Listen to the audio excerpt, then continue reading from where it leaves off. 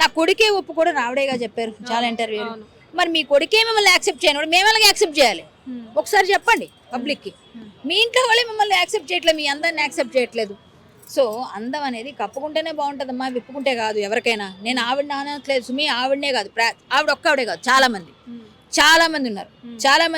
అందరికీ చెప్తున్నాను, Instagram open చేస్తే భయంకరమైన బూతులతో పాటలు డ్యాన్సులు చేసుకుంటా బట్టలు వదిలేసి అసలు వాళ్ళు పీసులు, అసలు ఆ గుడ్డ పరకలు అంటారు సార్, అట్లాంటి పీసెస్లో ఉంటాయి.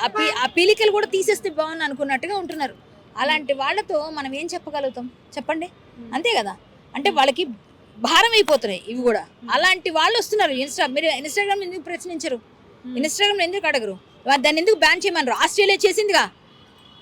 చిన్నపిల్లలు చెడిపోతున్నారని ఆస్ట్రేలియా అంతా కూడా చెడిపోతున్నారు పిల్లలు. చాలా మంది సెలబ్రిటీస్ కి సోషల్ మీడియా ప్లాట్ఫామ్ ఇప్పుడు ప్రెసెంట్ బాగా ట్రెండింగ్ లో ఉంది, అదే కదా మేడం?